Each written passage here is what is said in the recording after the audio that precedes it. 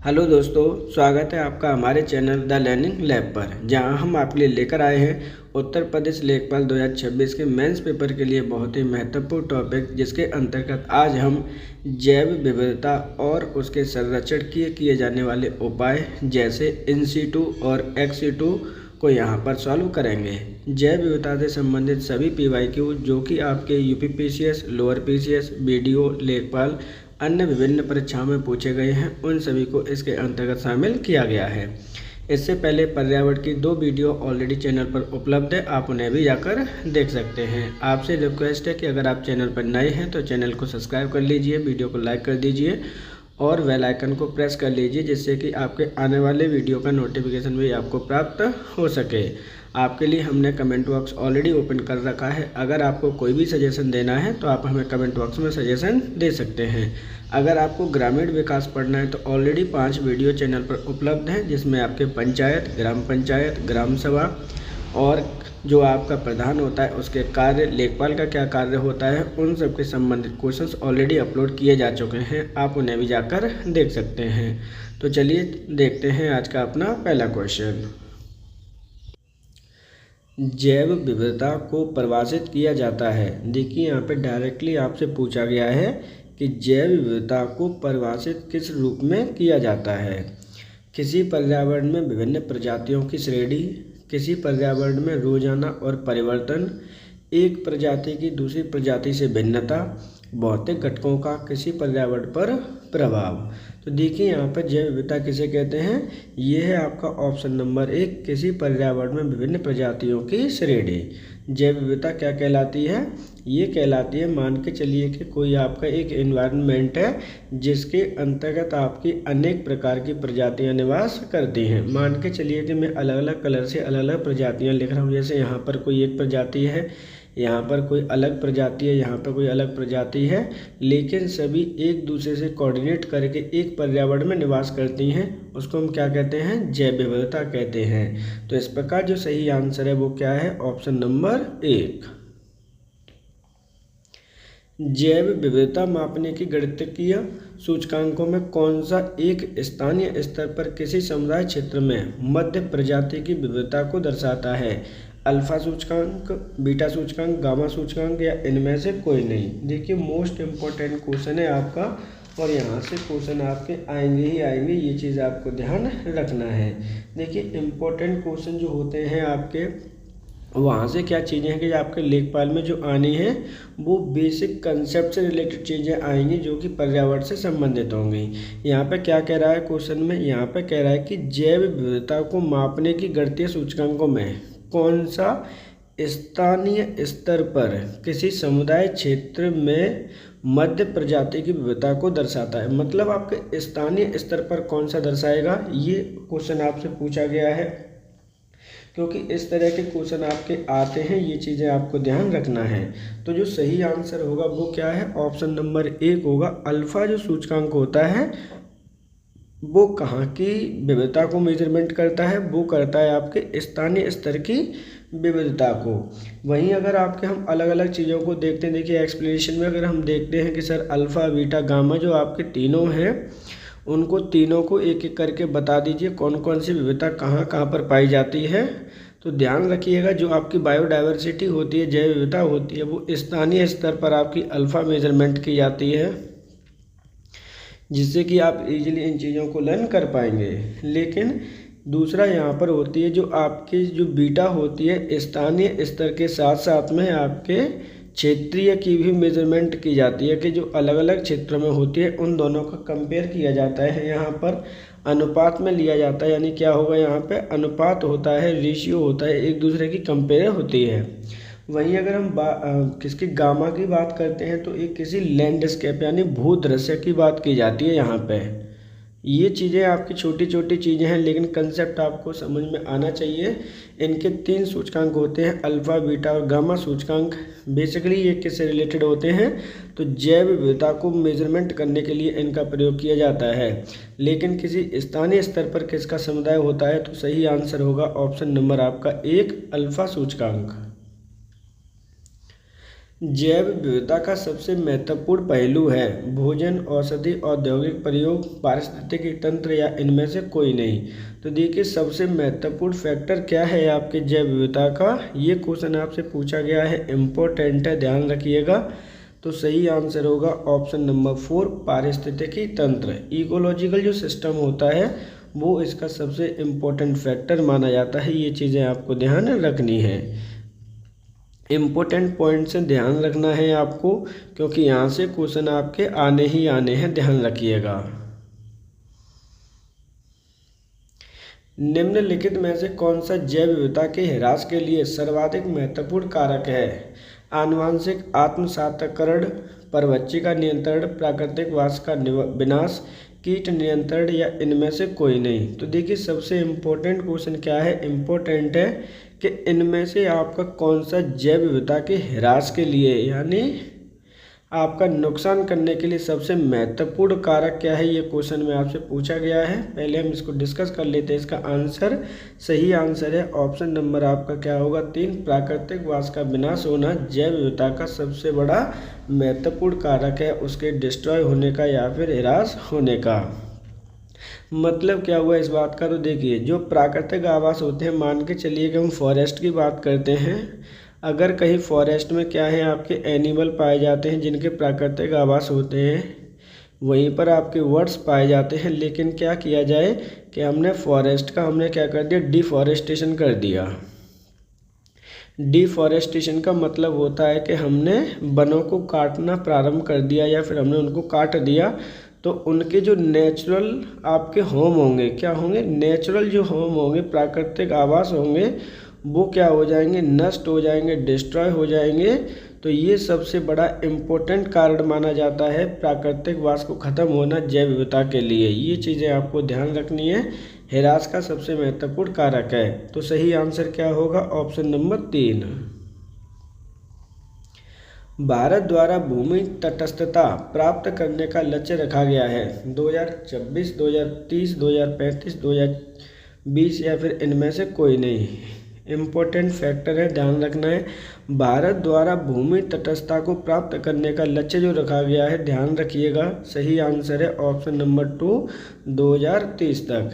ध्यान रखना है, ये कंसेप्ट पहले भी मैं आपको बता चुका हूँ कि देखिए अगर आप इससे पहले वाले वीडियो अगर आपने देखे हैं तो उसमें हम SDG की बात कर रहे थे। कितने SDG आपके टारगेटेड किए गए थे, 17 SDG टारगेटेड किए गए थे, जिनको किया गया था कब, 2015 में। तो उसके साथ में ही भारत ने भी SDG के साथ में भूमि तटस्थता को प्राप्त करने के लिए लक्ष्य रखा था, जिनकी प्राप्ति हमें 2030 तक करनी है। ये चीज़ें आपको ध्यान रखनी है।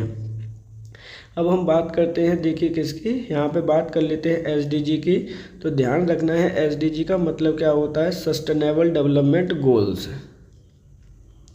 और सस्टेनेबल डेवलपमेंट गोल से संबंधित क्वेश्चन आते ही आते हैं। अगर आपने UPPCS का कोई भी एग्ज़ाम दिया है तो वहाँ पर आप पाएंगे कि इससे संबंधित क्वेश्चन आपके आते ही आते हैं। तो सस्टेनेबल डेवलपमेंट टोटल कितने थे आपके, तो टोटल आपके ये 17 थे, जिनके इनके अंतर्गत कितने थे, तो 169 थे। इनको प्राप्त हमें करना था, आपका लक्ष्य जो रखा गया है वो 2030 तक प्राप्त करने का लक्ष्य रखा गया है।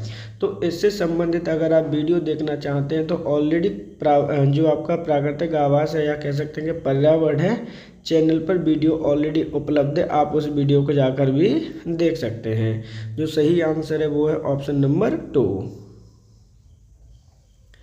निम्नलिखित में से किसने सर्वप्रथम बायोडायवर्सिटी शब्द का प्रयोग किया था, CJ बैरो, D काश्तकारी, वॉल्टर G जॉर्सन, DR वेटिस या फिर इनमें से कोई नहीं। मोस्ट इम्पोर्टेंट क्वेश्चन है आपका, यहाँ पे बोल रहा है कि सबसे पहले बायोडायवर्सिटी शब्द का प्रयोग किसने किया था। ये क्वेश्चन आपका कई एग्जाम में आ चुका है। देखिए UPPSC इस क्वेश्चन को पूछ चुकी है, इवन UP टेट इस क्वेश्चन को पूछ चुकी है, आपकी CTET में ये क्वेश्चन आपका आ चुका है।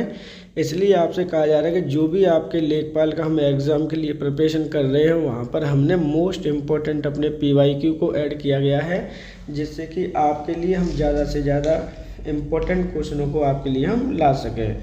क्वेश्चन में कह रहा है कि सबसे पहले बायोडायवर्सिटी शब्द का प्रयोग किसने किया था, तो इसका जो सही आंसर वो है आपका वॉल्टेयर जी रोशन के द्वारा ये इसका सर्वप्रथम प्रयोग किया गया था। इस प्रकार जो सही आंसर है वो है ऑप्शन नंबर आपका 3।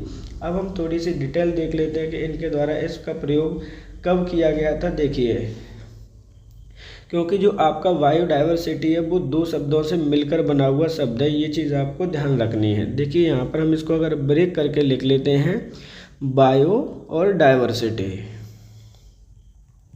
ये दो शब्दों से मिलकर होता है। एक्चुअल में जो शब्द है यहाँ पर वो है बायोलॉजिकल डाइवर्सिटी।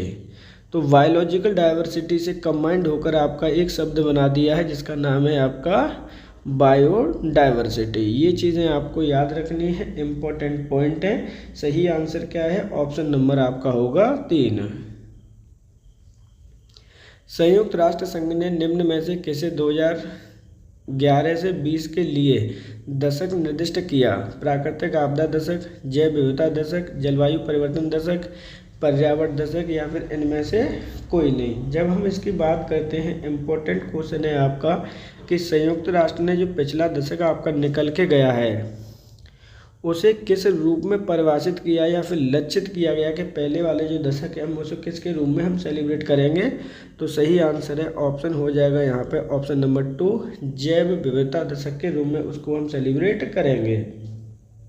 अब इसको कब घोषित किया गया था ये भी कभी कभी आ जाता है यूएन के द्वारा, यूनाइटेड नेशंस के द्वारा, तो ये चीज़ ध्यान रखिएगा। दिसंबर 2010 में इसे घोषित किया गया था। इम्पोर्टेंट है, ध्यान रखना है। सही आंसर है ऑप्शन नंबर 2। भारत का प्रथम national centre for marine biodiversity किस शहर में स्थित है? भावनगर, जामनगर, मुंबई, पुडुचेरी, या इनमें से कोई नहीं।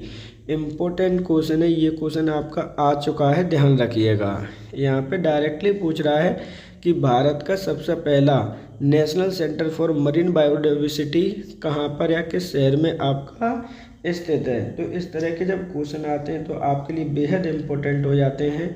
ये जो सही आंसर होगा वो है ऑप्शन नंबर आपका 2, ये जामनगर में आपका स्थित है। अब बात करते हैं कि सर ये जो जामनगर है वो कहाँ पर आपका स्थित है। तो ध्यान रखिएगा, जो जामनगर है वो एक ज़िला है, और कहाँ का ज़िला है? ये ज़िला है आपके गुजरात राज्य का। एक एक चीज़ आपको याद रखनी है, इम्पोर्टेंट क्वेश्चन से आपके, ध्यान रखिएगा। सही आंसर है ऑप्शन नंबर आपका यहाँ पर 2।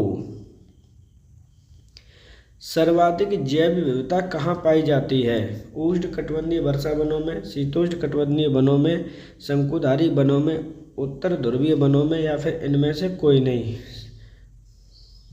तो देखिए यहाँ पर क्वेश्चन में पूछ रहा है कि जो सर्वाधिक बायोडाइवर्सिटी है, जैव विविधता है, कहाँ पर पाई जाती है? तो सही आंसर है ऑप्शन नंबर आपका यहाँ पर होगा 1, उष्णकटिबंधीय वर्षा वनों में सबसे अधिक जैव विविधता पाई जाती है। अब इसका रीज़न क्या है वो भी हम समझ लेते हैं। देखिए, मान के चलिए कि ये आपकी अर्थ है जहाँ पर आपकी बायोडाइवर्सिटी की बात की जा रही है, कहाँ पर सबसे ज़्यादा पाई जाती है। तो यहाँ पर इसकी ये क्या है, आपकी एक सेंट्रल लाइन है, और इसके बीच में एक यहाँ पर कर्क रेखा होती है, दूसरी आपके यहाँ पर मकर रेखा होती है। तो जब हम बायोडाइवर्सिटी की बात करते हैं कि डाइवर्सिटी कहाँ पर सबसे ज़्यादा पाई जाती है, तो आपके इस क्षेत्र में सबसे अधिक बायोडाइवर्सिटी आपकी पाई जाती है। इसका वर्णन आपका यहाँ पर किया गया है, इम्पोर्टेंट है, ध्यान रखिएगा। यहाँ पर आपकी कर्क रेखा है, ये ट्रॉपिक ऑफ कैंसर है आपकी, और ये आपके कैप्रिकॉर्न है। ये चीज़ें आपको याद रखनी है। अब यहाँ पर रीज़न क्या है, ये चीज़ें आपको समझनी आनी चाहिए। तो इसका जो रीज़न है यहाँ पे सबसे ज़्यादा पाए जाने का, वो समझ लीजिए, क्योंकि आप सभी को पता है कि जो कर्क रेखा और मकर रेखा के मध्य में जो भी क्षेत्र आपका होता है, यहाँ पे सबसे ज़्यादा आपकी रेन होती है, यानी क्या है, वर्षा सबसे ज़्यादा अधिक होती है। यहाँ पर आपके जो सबसे ज़्यादा फॉरेस्ट पाया जाता है, और यहाँ पे जितनी भी आपके एनिमल्स हैं, चाहे पेड़ पौधे हैं, चाहे जितने आपके वृक्ष होते हैं, टी प्लांट्स होते हैं, सबसे अधिक विविधता यहीं पर आपकी पाई जाती है। तो जहाँ पर रेन होगी वहाँ पर फॉरेस्ट जरूर होगा ही होगा। तो एनिमल और ट्रीज और वगैरह जितने भी आपके जानवर हैं वो सबसे ज़्यादा यहाँ पर पाए जाएंगे। तो इम्पोर्टेंट ये है आपके लिए लर्न करना कि सबसे ज़्यादा मैक्सिमम बायोडाइवर्सिटी इस क्षेत्र में आपकी पाई जाती है। सही आंसर है ऑप्शन नंबर 1। सर्वाधिक जैव विविधता पाई जाती है टुंड्रा में, शंकुधारी वनों में, उष्णकटिबंधीय वर्षा वनों में, शीतोष्ण वनों में, या फिर इनमें से कोई नहीं। तो देखिए यहाँ पे बोला गया है कि सर्वाधिक जैव विविधता कहाँ पाई जाती है। सही आंसर है ऑप्शन नंबर आपका यहाँ पर हो जाएगा 3, उष्णकटिबंधीय वर्षा वनों में। अब ये जो उष्णकटिबंधीय वर्षा वन है, देखिए मैं फिर से एक चीज़ को थोड़ा सा रिवाइज करा दे रहा हूँ आपको। पहले वाले क्वेश्चन में कुछ कंसेप्ट हैं वो मैंने समझाए थे, अब यहाँ पे और डिटेल में हम समझते हैं। मान के चलिए कि ये आपकी अर्थ, और अर्थ में क्या है, ये आपके जीरो लाइन है यानी भूमध्य रेखा है, इक्वेटर है आपकी, और इक्वेटर के बाद में आपका आता है ट्रॉपिक ऑफ कैंसर, यहाँ पे ट्रॉपिक ऑफ कैप्रिकॉर्न, ये आर्कटिक सर्कल, और ये आपका अंटार्कटिक सर्कल। ध्यान से समझना है, ये आपका नॉर्थ पोल है, ये आपका साउथ पोल है। जब नॉर्थ पोल और हम साउथ पोल की बात करते हैं, अब हम बात करते हैं कि सर ये कंसेप्ट आपने यहाँ पे क्या समझाने की कोशिश कर रहे हो, तो ध्यान रखिएगा। यहाँ पर हम बायोडाइवर्सिटी की बात कर रहे हैं। जैसे जैसे आप 0 डिग्री लाइन से नॉर्थ की तरफ जाएंगे आप, तो बायोडाइवर्सिटी आपकी रिड्यूस होना स्टार्ट हो जाती है। इसी तरह से अगर आप सेंटर से साउथ पोल की तरफ जाते हैं, तब भी आपकी बायोडाइवर्सिटी क्या हो जाएगी, रिड्यूस होना स्टार्ट हो जाती है। ये चीज़ें याद रखना है, यानी कम होने लगती है। रीज़न क्या है, क्योंकि आप सभी को पता है कि सर अगर हम ऊपर की ओर जाते हैं तो आपकी रेन भी कम होने लग जाती है, और अगर रेन कम होने लग जाती है, बारिश कम होने लग जाएगी, तो ऑटोमेटिकली आपकी जैव विविधता भी कम होने लग जाएगी। वहीं अगर हम दूसरी बात उल्टा करें इसको, तो जब हम नॉर्थ से साउथ की तरफ यानी नॉर्थ से सेंटर ऑफ लाइन की तरफ जा रहे हैं, भूमध्य रेखा की तरफ जा रहे हैं, तो यहाँ पर आपकी इंक्रीज होना स्टार्ट हो जाएगी। ये चीज़ें आपको याद रखनी है। यहाँ पे भी सेम प्रोसीजर होगा, साउथ से अगर आप जा रहे हो तो इधर भी आपकी इंक्रीज होना स्टार्ट हो जाएगी। रीजन आपका सेम रहेगा कि रेन अब बढ़ने लग जाएगी। तो सही आंसर क्या है, ऑप्शन नंबर 3।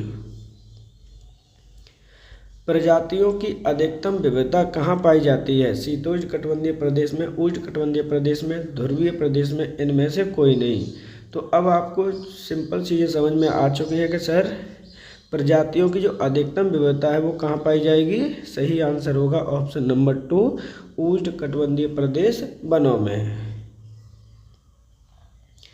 निम्नलिखित में से पारिस्थितिकी तंत्र में किसमें प्रजातीय विविधता सापेक्षता काफ़ी अधिक होती है, गहरे समुद्र में, उष्णकटिबंधीय वनों में, कोरल रीफ में, मरुस्थल में, या फिर इनमें से कोई नहीं। जब इस तरह के क्वेश्चन आपके लिए आते हैं वो आपके बेहद इम्पोर्टेंट हो जाते हैं, ध्यान रखिएगा। यहाँ पे जो क्वेश्चन आपसे पूछा गया है, क्या बोला गया है कि कौन से में पारिस्थितिकी तंत्र में सबसे अधिक विविधता काफ़ी पाई जाती है या फिर अधिक आपकी पाई जाती है। तो जब इस तरह के क्वेश्चन आपके लिए आते हैं वो आपके लिए बेहद इम्पोर्टेंट हो जाते हैं, ये चीज़ें ध्यान रखिएगा। तो ये सबसे सही आंसर है वो होगा ऑप्शन नंबर 2, उष्णकटिबंधीय वनों में। सर्वाधिक जैव विविधता पाई जाती है शांत घाटी में, कश्मीर में, सुरमा घाटी में, फूलों की घाटी में, या फिर इनमें से कोई नहीं। अब देखिए इम्पोर्टेंट क्या है, यहाँ पे आपके लिए बेहद इम्पोर्टेंट हो जाता है कि ये जो घाटियाँ हैं वो आपकी कहाँ पर हैं। सबसे इम्पोर्टेंट ये है कि जब देखिए हम इनको एक्सप्लेन करते हैं कि ये कहाँ पर है, उसके बाद ही हम इनको आंसर टिक कर सकते हैं। जो आपकी शांत घाटी जिसे हम साइलेंट वैली कहते हैं, ये चीज़ें आपको याद रखनी है, और इस नाम से काफ़ी बार क्वेश्चन आपका पूछा गया है। ये आपकी स्थित है केरला में। तो ये तो आपके कश्मीर में है। सुरमा घाटी भी आपके कहाँ है, नॉर्थ इंडिया में है। ये चीज़ें आपको याद रखनी है। दूसरी तरफ हम फूलों की घाटी की तरफ जाते हैं तो ये है आपकी उत्तराखंड में यानी यूके में। जब हम आपको पता है कि सर जो सबसे ज़्यादा आपके जो जैव विविधता पाई जाती है वो कहाँ पाई जाती है, जैसा कि मैंने आपको बताया कि उष्णकटिबंधीय प्रदेश में सर पाई जाती है, यानी ये जीरो है लाइन है आपकी, और इस लाइन के मध्य में आपकी पाई जाती है। तो आप सभी को पता है कि जो आपका भारत है उसमें जो ट्रॉपिक ऑफ कैंसर है वो मिडिल से होकर आपकी गुजरती है। तो केरल आपका यहाँ मिलेगा। तो इस क्षेत्र में ही आपकी सबसे अधिक विविधता पाई जाएगी, अर्थात शांत घाटी में सबसे अधिक जैव विविधता पाई जाएगी। सही आंसर क्या होगा, ऑप्शन नंबर आपका 1। शांत घाटी अवस्थित है उत्तराखंड में, केरल में, अरुणाचल प्रदेश में, जम्मू कश्मीर में या इनमें से कोई नहीं। तो जो शांत घाटी आपकी स्थित है वो है आपके ऑप्शन नंबर 2 केरल में। ध्यान रखिएगा, इम्पोर्टेंट है। इसे हम किस नाम से और जानते हैं? इसे हम साइलेंट वैली के नाम से भी जानते हैं। उससे भी क्वेश्चन आपके कई बार पूछे गए हैं। तो सही आंसर क्या है? Option number 2। फूलों की घाटी अवस्थित है केरल में, जम्मू कश्मीर में, उत्तराखंड में, हिमाचल प्रदेश में, इनमें से कोई नहीं। देखिए ये क्वेश्चन आपका बेहद इम्पोर्टेंट है, ध्यान रखिएगा। फूलों की घाटी हम कहाँ पर स्थित है? सही आंसर होगा इसमें ऑप्शन नंबर 3। सर ये उत्तराखंड में आपकी स्थित है। अब उत्तराखंड में कहाँ पर स्थित है? अब चीज़ें वहाँ पर आपकी मेंशन की जाएंगी, ध्यान रखिएगा। तो उत्तराखंड के ये आपके चमोली है आपका एक, क्या है? चमोली एक वहाँ पर डिस्ट्रिक्ट है, वे वहाँ पर आपकी पाई जाती है। ध्यान रखिएगा, इसे हम फ्लावर वैली भी कहते हैं। तो ये छोटी छोटी चीज़ें हैं जो आपको याद रहनी चाहिए, क्योंकि इनसे क्वेश्चन आपके पूछे जाते हैं। अगर आप में से कोई भी टीचिंग से संबंधित है तो आपने देखा होगा कि 2021 में ये आपका क्वेश्चन यूपी टेट के एग्ज़ाम में पूछा गया है। तो सही आंसर क्या है? Option number 3। हिमालय पर्वत प्रदेश जाति विविधता की दृष्टि से अत्यंत समृद्ध है। इस समृद्धि के लिए निम्नलिखित में से कौन सा कारण सबसे उपयुक्त है? अब यहाँ पे जो बात हो रही है वो ध्यान से आपको समझनी है। क्वेश्चन में कह रहा है कि जो आपका भारत का हिमालय प्रदेश है उसमें सबसे अधिक जैव विविधता की दृष्टि से अत्यंत समृद्ध है। इस समृद्धि के लिए निम्नलिखित में से कौन सा कारण सबसे उपयुक्त है? ये क्वेश्चन आपका पूछा गया है। देखिए इस तरह के जब क्वेश्चन आए आपको तो रिक्वेस्ट है कि आपके उसको थोड़ा सा समझ लीजिएगा, हड़बड़ी नहीं मचानी है आपको आंसर देने में। अब एक एक करके हम इनको रीड करते हैं, देखते हैं क्या आंसर इसका निकल के आता है। यहाँ अधिक वर्षा होती है जो प्रचुर वनस्पति वृद्धि को बढ़ावा देती है। यह विभिन्न जीव भौगोलिक क्षेत्र का संगम है। इस क्षेत्र में विदेशी और अति आक्रामक जातियां प्रवेश नहीं कर पाई हैं। यहाँ मनुष्य का कम हस्तक्षेप है, यहाँ पर कम लिखा हुआ है ये शब्द। या फिर 5वां ऑप्शन और ऐड कर लीजिए कि इनमें से कोई नहीं। अब आपको देखिए जब इस तरह के क्वेश्चन आपके आएंगे तो आपको बड़े शांत भाव से इसको देखना है कि हमका इसका आंसर क्या हो सकता है। तो जो सही आंसर है इसका क्या है? देखिए यहाँ पर जो सही आंसर है वो है ऑप्शन नंबर 2। ये पहले टिक कर दिया, लेकिन आप इसको पॉज करके एक बार फिर से इसको वीडियो को देख लेना, यानी इस स्लाइड को दोबारा से पढ़ लेना। यह विभिन्न क्षेत्र भौगोलिक क्षेत्र का संगम है, इसलिए सबसे अधिक जैव विविधता यहाँ पे पाई जाती है। मतलब क्या हुआ कि आपको पता है कि जो हिमालय क्षेत्र है वो आपका क्या है? संगम है, जलवायु का संगम है, इसलिए वहाँ पे सबसे अधिक जैव विविधता पाई जाएगी। भारत में जैव विविधता के ताप स्थल हैं पश्चिमी हिमालय और पूर्वी घाट। पश्चिमी हिमालय सुंदरवन, पूर्वी हिमालय पश्चिमी घाट, पूर्वी हिमालय शांत घाटी या इनमें से कोई नहीं। अब देखिए जब इस तरह के आप पे क्वेश्चन आएंगे कि भारत में जैव विविधता के ताप स्थल हैं, इनको हम हॉट स्पॉट भी कहते हैं। ये चीज़ें आपको याद रखनी है कि हॉट स्पॉट के नाम से भी क्वेश्चन आपका आ सकता है कि भारत में कहाँ कहाँ पर आपके हॉट स्पॉट पाए जाते हैं। तो पहले हम इसका आंसर देख लेते हैं, उसके बाद चलेंगे कहीं पर। तो सही आंसर क्या है? सही आंसर है ऑप्शन नंबर 3, पूर्वी हिमालय और पश्चिमी घाट भारत में क्या है? आपके हॉट स्पॉट है, ताप स्थल है। अब ये ताप स्थल होते क्या है ये आपके लिए बेहद इम्पोर्टेंट है।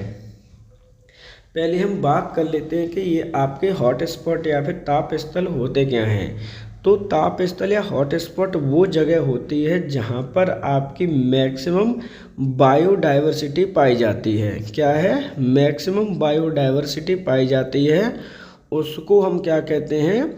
हॉट स्पॉट कहते हैं। और यहाँ पर क्या होता है?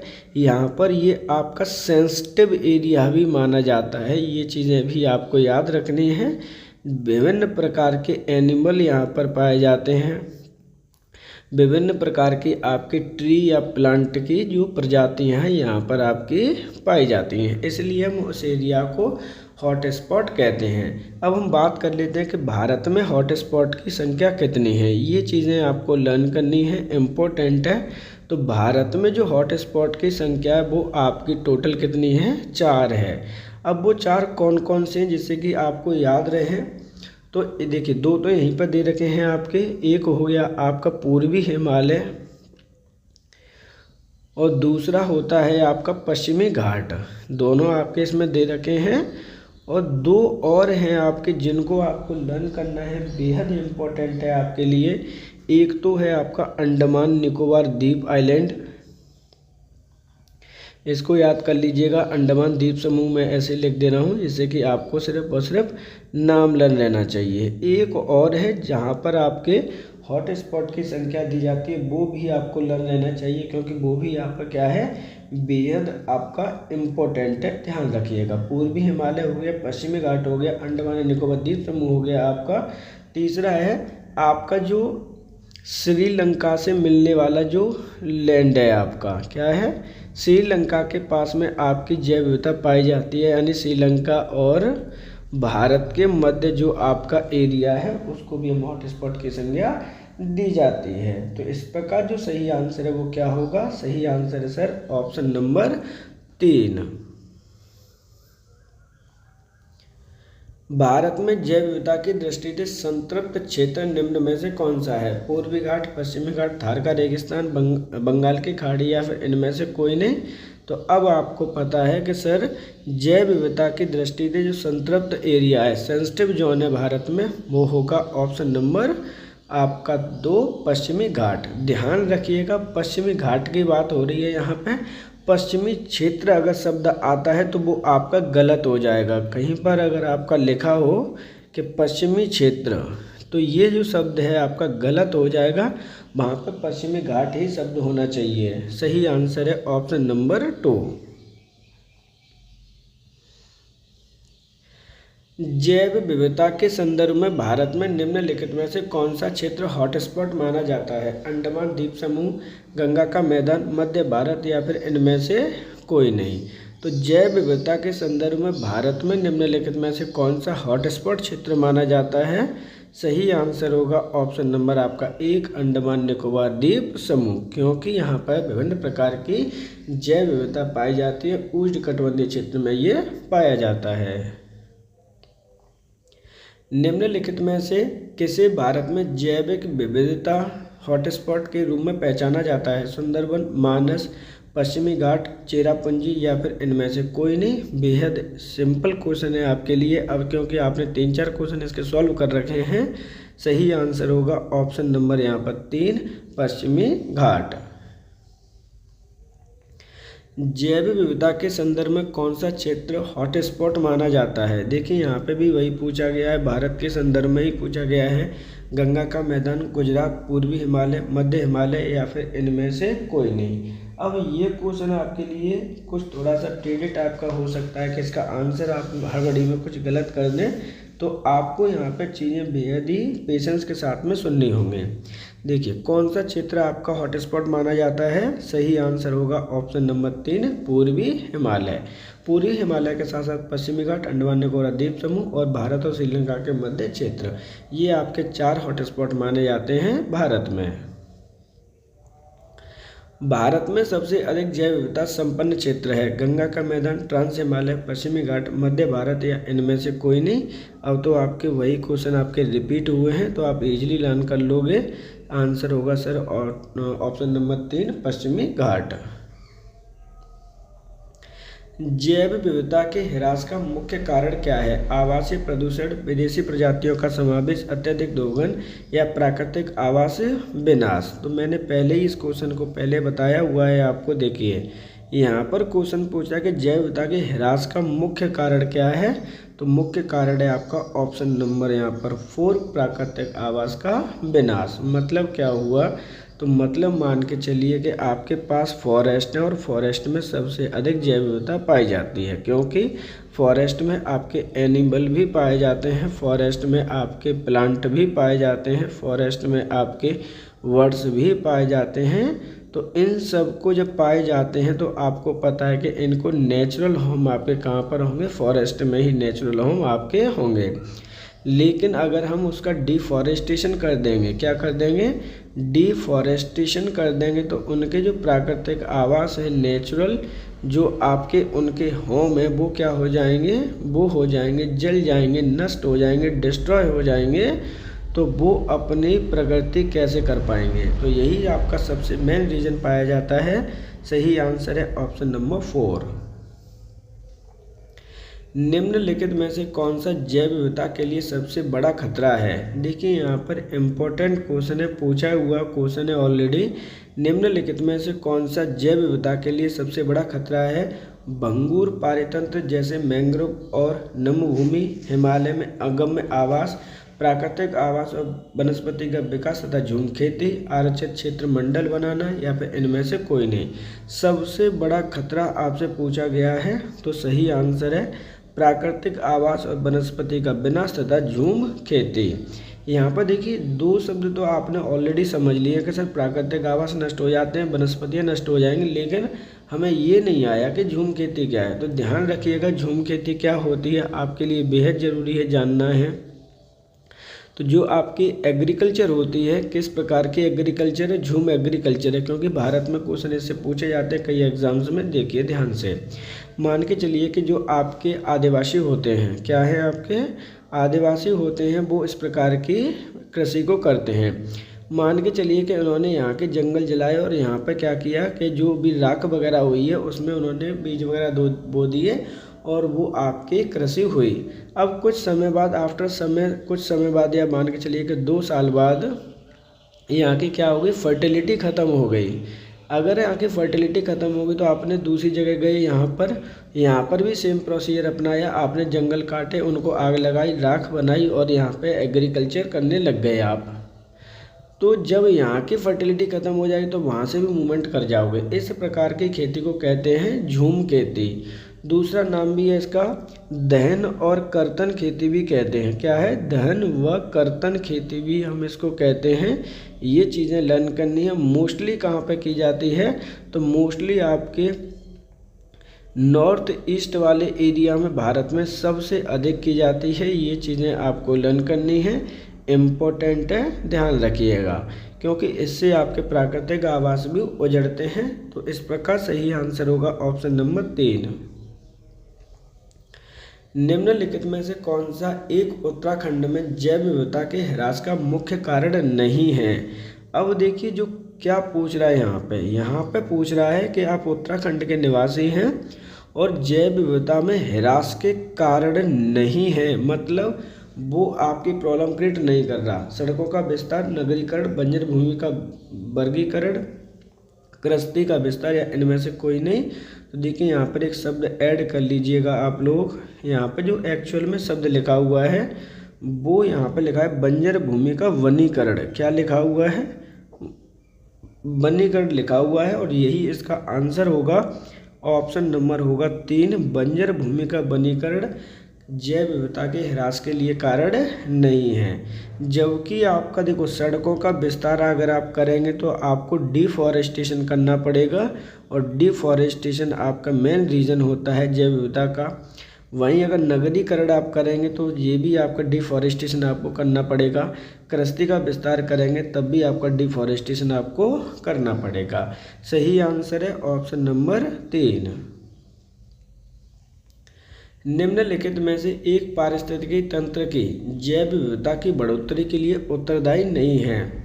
यहाँ पर जो इम्पोर्टेंट है, क्या देखिए एक एक चीज़ आपके लिए इम्पोर्टेंट है। नेगेटिव आंसर पूछा जा रहा है कि एक पारिस्थितिकी तंत्र की जैव विविधता की बढ़ोतरी के लिए उत्तरदायी नहीं है, मतलब वो ह्रास के लिए उत्तरदायी है, इंक्रीमेंट के लिए नहीं। क्या हो सकता है, आंसर देखते हैं एक एक करके।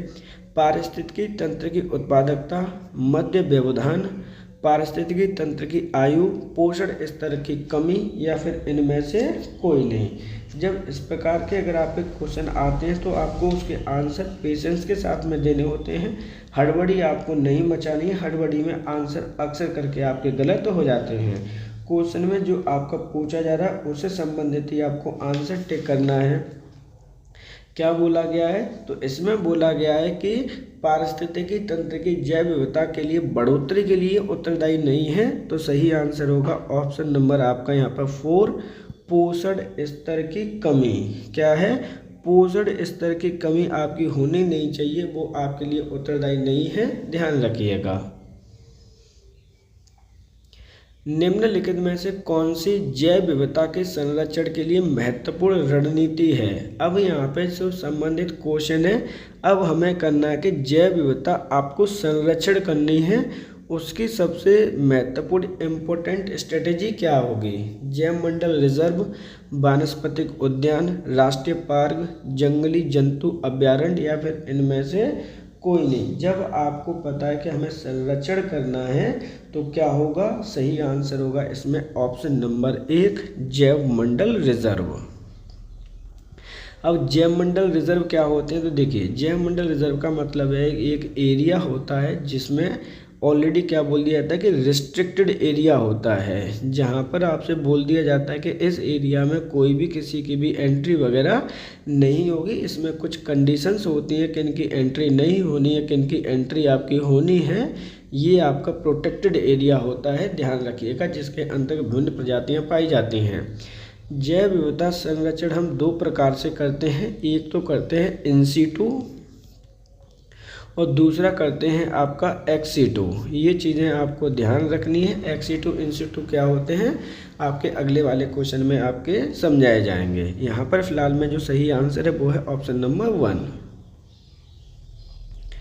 निम्नलिखित में से कौन सा स्थल वनस्पति संरक्षण हेतु स्वस्थानीय पद्धति नहीं है?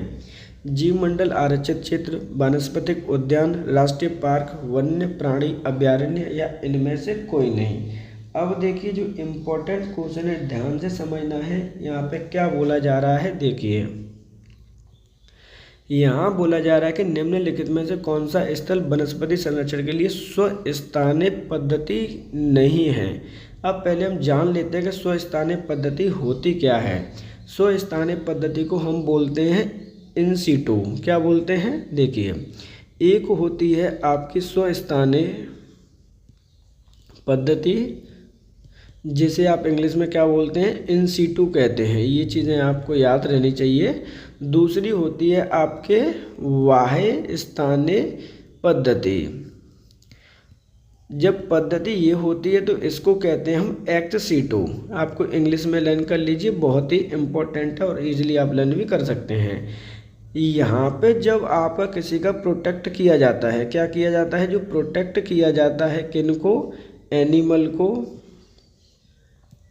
और किया जाता है प्लांट को या फिर ट्री को। लेकिन इसमें भी आपका प्रोटेक्ट किया जाता है, तो ये तो आपका पॉइंट आपका सेम टू सेम ही है, तो इससे आप इजीली आइडेंटिफाई नहीं कर पाएंगे। जो सबसे इम्पोर्टेंट है, यहाँ पर जो वॉर्न एरिया होता है, क्या है? जो जन्म लेता है वहीं पर प्रोटेक्ट किया जाता है, यानी वॉर्न वाला जो एरिया होता है वहीं पर उसे प्रोटेक्ट किया जाता है। ये चीज़ें ध्यान रखनी है, कंजर्व किया जाता है। लेकिन यहाँ से क्या है कि वॉर्न जो व्यक्ति हो रहा है उसे हम दूसरे प्लेस पर ले जाके करते हैं। क्या करते हैं? एनोदर प्लेस पे ले जाते हैं उसको प्रोटेक्ट करने के लिए। ये आपका बेसिक डिफरेंट है।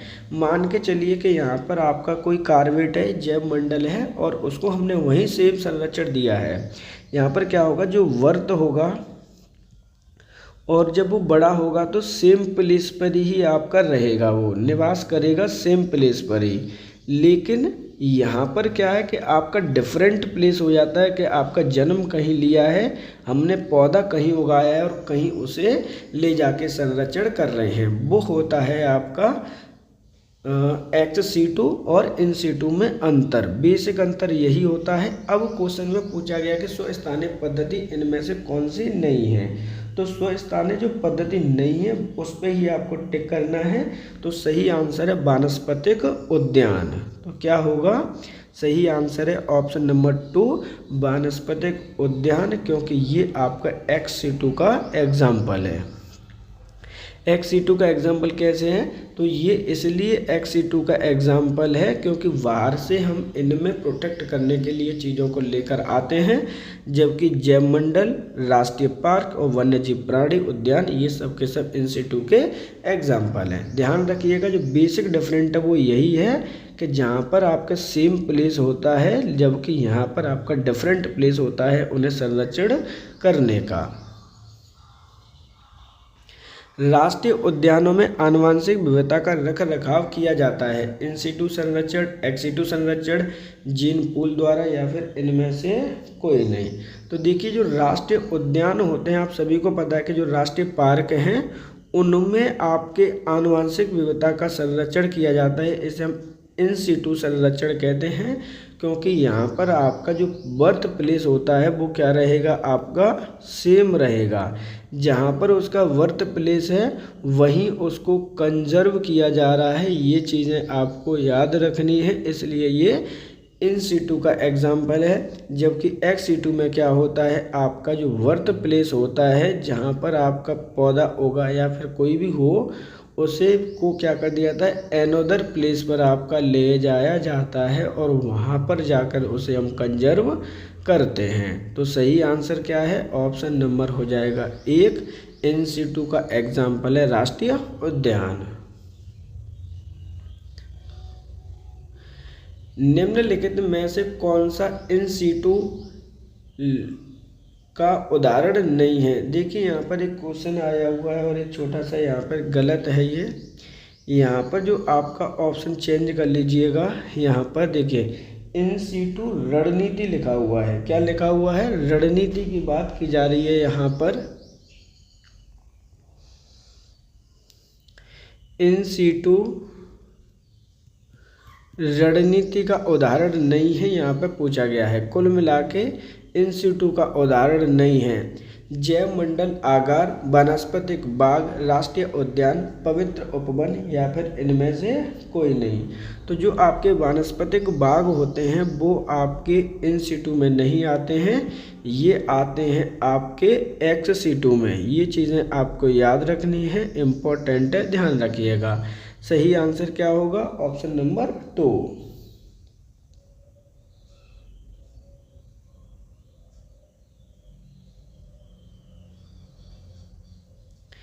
अच्छा यहाँ पर देखिए, अब चीज़ों को याद करना है तो कुछ चीज़ें मैं लिखा देता हूँ जिससे कि आपको याद रहेगा कौन कौन से एग्जाम्पल किसके हैं। तो कुछ एग्जाम्पल इन सिटू के लिख लीजिए, कुछ एग्जाम्पल आप एक्स सिटू के लिख लीजिए, जिससे कि आपको याद रहे कि हमें कौन कौन से कहाँ कहाँ पर किसका संरक्षण कहाँ पर किया जाता है। तो देखिए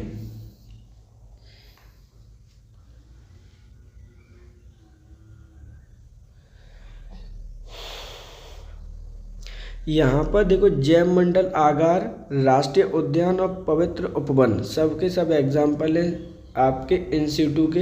जबकि एक्स सिटू के आपकी जो जीन बैंक होती है उसे हम कहते हैं, क्योंकि जीन बैंक का मतलब क्या होता है कि कहीं पे भी कोई भी पौधा हो और उसका डीएनए यहाँ पर आपका कंजर्व किया जाता है। उसी तरह से आपके बॉटनिकल जो गार्डन होते हैं उनमें किया जाता है बॉटनिकल गार्डन। देखिए एक एक चीज़ आपके लिए इम्पोर्टेंट है, ध्यान रखना है। वर्ल्ड सेंचुरी आपकी जितनी भी होती हैं उनको भी इसी के अंतर्गत आपका रखा जाता है। जो एक्वेरियम होते हैं आपके, जो मछली जहाँ पर आपकी रखी जाती हैं, एक्वेरियम जो होते हैं वो भी इसी का एग्जाम्पल है। सही आंसर यहाँ पे ऑप्शन नंबर 2 है। निम्नलिखित में से क्रायोवैंक एक्स सिटू संरक्षण के लिए कौन सी गैस सामान्यतः प्रयोग होती है। Nitrogen, oxygen, methane, carbon dioxide या फिर इनमें से कोई नहीं। देखिए क्वेश्चन क्या है आपका, बेहद इम्पोर्टेंट है। जो आपकी क्रायोवैंक होती है उसमें एक्स सिटू का एग्जाम्पल है, ये तो इसने बोल दिया, लेकिन कौन सी गैस आपके संरक्षण के लिए प्रयोग होती है ये क्वेश्चन आपसे पूछा गया है।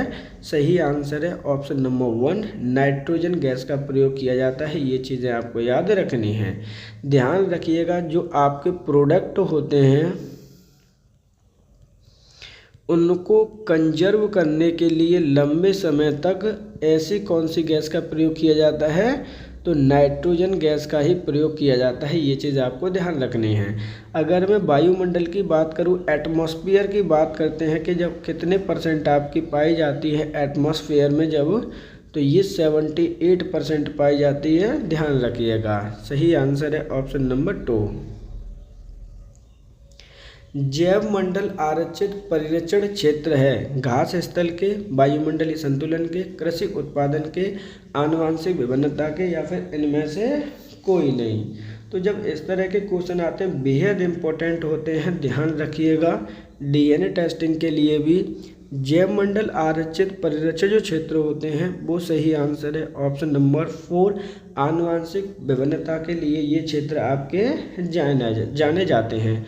कुल मिला के जैसे मान के चलिए कोई एक एनिमल है, क्या है आपका एनिमल है, और वो क्या है कि अपने विलुप्त होने की कगार पर है। क्या है? विलुप्त होने की कगार पर है। ये चीज़ें छोटी छोटी चीज़ें, माइनर से डिफरेंसेस हैं। अब इनका हमने क्या किया कि डीएनए को कंजर्व कर लिया, जिससे कि हम फ्यूचर में उस पर भी वर्क कर सकें, जिससे कि वो बिल्कुल ही डिस्ट्रॉय ना हो सके, सतत विकास के तौर पर काम कर सके। तो सही आंसर है ऑप्शन नंबर 4। निम्नलिखित में से कौन सा एक प्रवाल व्यंजन का सबसे अधिक प्रभावी कारक है? यहाँ पर ये जो शब्द है वो उसे चेंज कर लीजिएगा, प्रबल नहीं लिखा है, वो प्रवाल है। क्या है? प्रवाल शब्द है आपका। यहाँ पे क्वेश्चन बोला गया है कि एक प्रवाल व्यंजन का सबसे अधिक प्रभावी कारक क्या है? अब देखिए, इस प्रवाल व्यंजन को आप कोरल रीफ भी कहते हैं। किस नाम से जानते हैं? कोरल रीफ के नाम से भी जानते हैं। अब हो सकता है कि आप चीज़ों को समझ गए हो। कोरल रीफ क्या होती है? जो आपके मूंगा होता है, डेड मूंगा से बनी होती है। ये किससे बनी होगी? डेड मूंगा की बनी होती है। जो चट्टानें वगैरह बनती हैं आपकी, ये चीज़ें आपको सैलाइन होती हैं और यहाँ पर रॉक्स बन जाती हैं। जिसका जो सबसे मोस्ट इम्पोर्टेंट एग्जाम्पल है भारत में, वो है आपका लक्षद्वीप। लक्षद्वीप भी आपकी कोरल रीफ से ही बना हुआ है। क्वेश्चन में है कि सबसे प्रमुख प्रभावी कारक क्या है इसके नष्ट होने का? सागरीय प्रदूषण, सागरों की लवणता में वृद्धि, सागरीय जल के सामान्य तापमान में वृद्धि, लोगों एवं महामारियों का फैलना। तो यहाँ में सबसे इम्पोर्टेंट सही आंसर है वो है ऑप्शन नंबर 3। सागरीय जल में सामान्यतः तापमान में वृद्धि आपके कोरल रीफ व्यंजन का सबसे प्रमुख कारण है। ये चीज़ आपको ध्यान रखनी है, क्योंकि अगर टेम्परेचर इंक्रीज होता है उसका, तो क्या करते हैं, वो मर जाती हैं, डेड हो जाते हैं। सही आंसर है ऑप्शन नंबर 3। निम्नलिखित में से प्रबल व्यंजन में सर्वाधिक महत्वपूर्ण कारक है? प्रवाल सेलों का खनन, प्रवाल रोगों का फैलना, सागरीय जल में अपसादों का जमाव, वैश्विक ऊष्मन, या फिर इनमें से कोई नहीं। तो देखिए यहाँ पे क्या बोला है, कौन प्रवाल व्यंजन का सबसे अधिक प्रमुख कारण है? सही आंसर है ऑप्शन नंबर 4, वैश्विक ऊष्मन। वैश्विक ऊष्मन को हम कहते हैं इंग्लिश में ग्लोबल वार्मिंग। अब आपको पता है कि अगर आपकी ग्लोबल वार्मिंग होगी तो उससे क्या होगा, पृथ्वी का टेम्परेचर इंक्रीज होगा और सागरीय तट क्या होंगे, आपके गर्म हो जाएंगे। इससे आपकी प्रवाल व्यंजन की जो रेट है वो बढ़ जाएगी। सही आंसर है option number 4। Red data book अथवा रेड लिस्ट का संबंध किस संगठन से है? UTES, IUCN, IBWC, WWF, या फिर इनमें से कोई नहीं। मोस्ट इम्पोर्टेंट क्वेश्चन है, एक एक करके हम देखते हैं। यहाँ पर देखिए, इसका एक्सप्लेनेशन बहुत अच्छा है।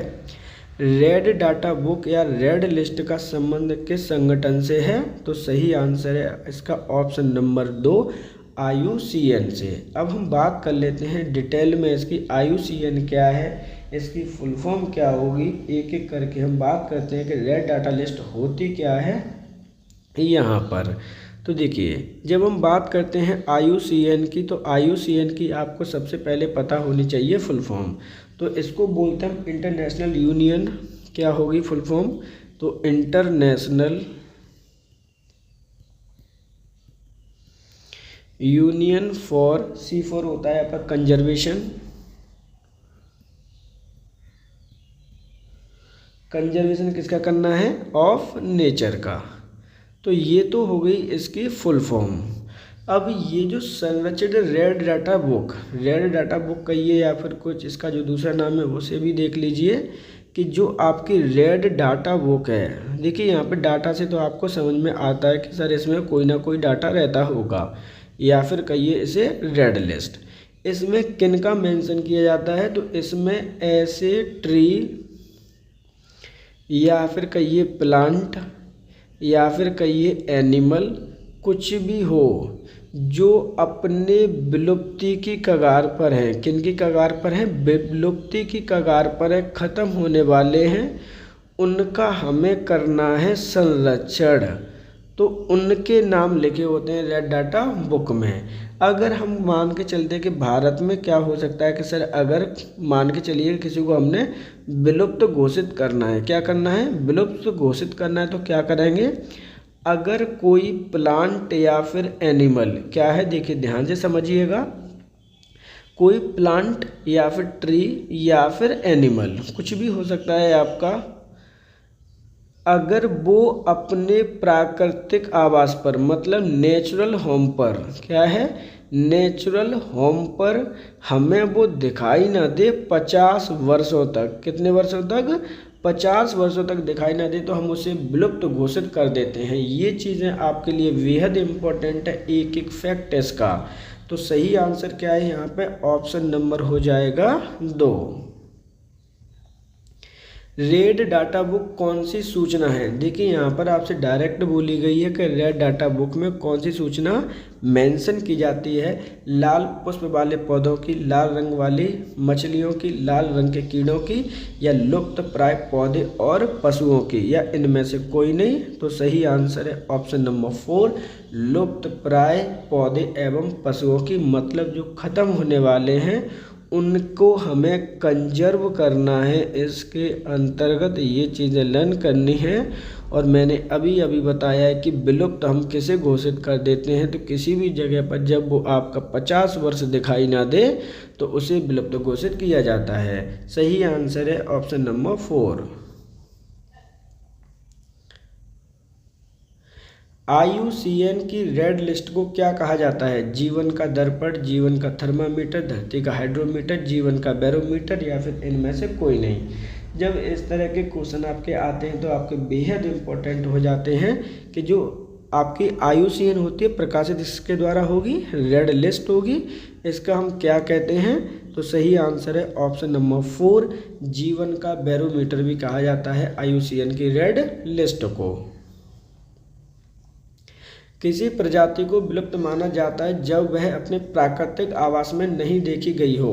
15 वर्ष, 40 वर्ष, 25 वर्ष, 50 वर्ष, या इनमें से कोई नहीं। तो हमें जो पढ़ना है इसमें एक एक पॉइंट है। देखिए, किसी प्रजाति को विलुप्त कब माना जाएगा? जब वह अपने प्राकृतिक आवास पर, क्या है, नेचुरल होम पर कितने वर्ष ना देखी गई हो। तो सही आंसर होगा ऑप्शन नंबर 4, 50 वर्षों तक अगर कोई नहीं देखा जाता है तो अब हम उसे विलुप्त घोषित कर देते हैं। कौन सी ड्रग गिद्धों की समष्टि में ह्रास के लिए सबसे ज़्यादा उत्तरदायी है? Aspirin, chloroquine, diclofenac, sodium, penicillin, या इनमें से कोई नहीं। बेहद इम्पोर्टेंट क्वेश्चन है आपका। UPPSC इस क्वेश्चन को कई बार आपके रिपीट कर चुकी है, ये चीज़ें आपको ध्यान रखनी है। SSC कई बार पूछ चुकी है, रेलवे कई बार पूछ चुकी है, क्योंकि पर्यावरण से संबंधित क्वेश्चन है। देखिए ध्यान से देखना है, कौन सी ड्रग गिद्धों की समष्टि में ह्रास का महत्वपूर्ण उत्तरदायी है? तो सही आंसर है ऑप्शन नंबर आपका 3, डिक्लोफेनेक सोडियम इसका नाम है। और ये क्या है, एक एक करके हम इस पर बात करने वाले हैं।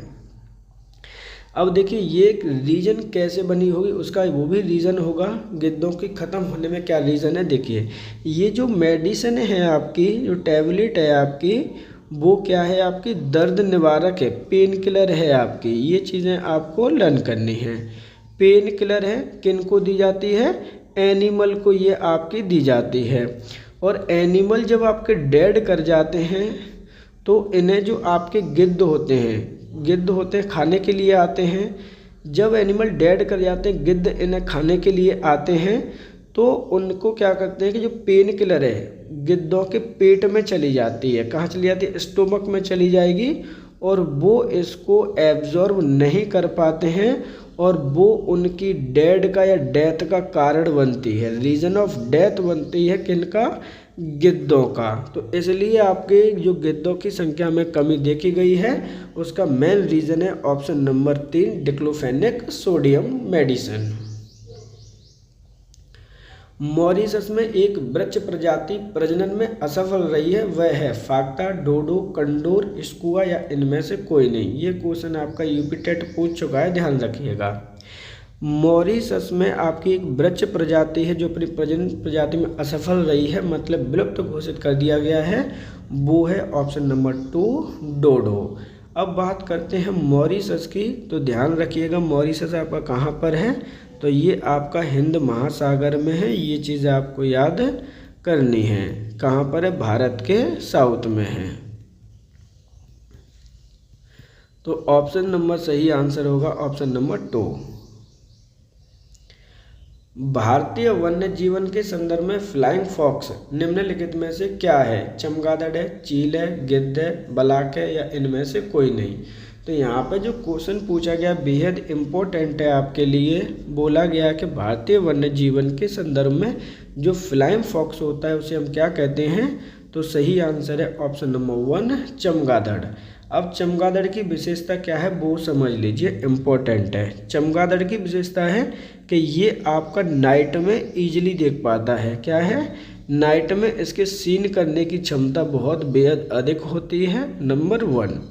नंबर 2 जो इसकी आपकी क्वालिटी है वो ये है कि ये आपकी पैरासोनिक जो वेव्स होती हैं उनको ईजिली ये हीयर कर सकता है। तीसरा क्या है? ये आपका एक स्तनधारी है। क्या है? स्तनधारी है। ये चीज़ें आपको लर्न करनी है। मैमल है, ये स्तनधारी है, जो कि एक पक्षी की कैटेगरी में आता है, बट ये स्तनधारी है। चौथी कंडीशन है कि ये हमेशा उल्टा लटका मिलेगा आपको सोते टाइम भी। क्या है? उल्टा लटकता है ये। तो इसमें सही आंसर क्या है? Option number 1। डुओंग नामक समुद्री जीव जो कि एक विलोपन की कगार पर है, क्या है? ओवेचर है, बॉनीफिश है, शार्क है, स्तनधारी है या फिर इनमें से कोई नहीं। मोस्ट इम्पोर्टेंट क्वेश्चन है आपका, डुओंग नामक समुद्री जीव का विलोपन की कगार पर है, तो सही आंसर है ऑप्शन नंबर आपका 4। ये एक आपका स्तनधारी है, ये आपका एक मैमल है। ये चीज़ें आपको याद करनी है। अब इसके बारे में जो फैक्ट आपको जानने हैं, डुओंग जो आपकी नामक समुद्री जीव है, इसके संरक्षण के लिए आपका एक रिजर्व बनाया गया है। जिसे क्या बनाया गया है? आपका जो आपका डुओंग है आपका, इसके संरक्षण के लिए एक रिजर्व बनाया गया है। संरक्षण के लिए रिजर्व है, कहाँ पर बनाया गया है? भारत में ऐसा प्रथम है, तो वो है आपका तमिलनाडु में। ध्यान रखिएगा, इम्पोर्टेंट है, एकमात्र है वो है तमिलनाडु में। इस प्रकार जो सही आंसर है ऑप्शन नंबर होगा यहाँ पर 4, ये एक आपका स्तनधारी है। तो इस प्रकार आज हमने अपने जैव विविधता का जो टॉपिक है आपका बायोडायवर्सिटी का टॉपिक है, उससे संबंधित बेहद महत्वपूर्ण सभी क्वेश्चन यहाँ पे सॉल्व किए गए हैं। देखिए, इनको हमने जो इम्पोर्टेंट MCQ है वो सॉल्व किए हैं। इम्पोर्टेंट जो आपके PYQ हैं उनको हमने सॉल्व किया है। PYQ कौन कौन से मैंने इसमें मेंशन किए हैं जो आपके लिए बेहद इम्पोर्टेंट हैं। मैंने मेंशन किए हैं यहाँ पे PCS के PYQ, मैंने मेंशन किए हैं यहाँ पे जो आपके UP PCS लोअर में जो आते हैं उनके मेंशन किए गए हैं, और जो ग्रामीण क्षेत्र से पूछे जाते हैं उनसे क्वेश्चन आपके यहाँ पे PYQ को मेंशन किया गया है। क्योंकि लेखपाल का पहली बार ऐसा सिलेबस सेट किया गया है जिसमें आपके पर्यावरण भी आपका पूछा जा रहा है, तो ये जो पोर्शन है PYQ वाला वो आपके लिए बेहद इम्पोर्टेंट हो जाता है। आपसे रिक्वेस्ट है कि अगर आप चैनल पर नए हैं तो प्लीज़ चैनल को सब्सक्राइब करना बिल्कुल मत भूलिएगा। चैनल को सब्सक्राइब कर लीजिए प्लस वहाँ पर आपकी एक बेल आइकन है, उसे प्रेस कर लीजिए और वीडियो को शेयर करना अपने दोस्तों के साथ मत भूलिएगा, क्योंकि आप सभी को पता है कि आपका जो एग्ज़ाम है वो 21 मई 2026 को कंडक्ट कराया जाना प्रस्तावित है। आज के लिए इतना ही। आप सभी का धन्यवाद।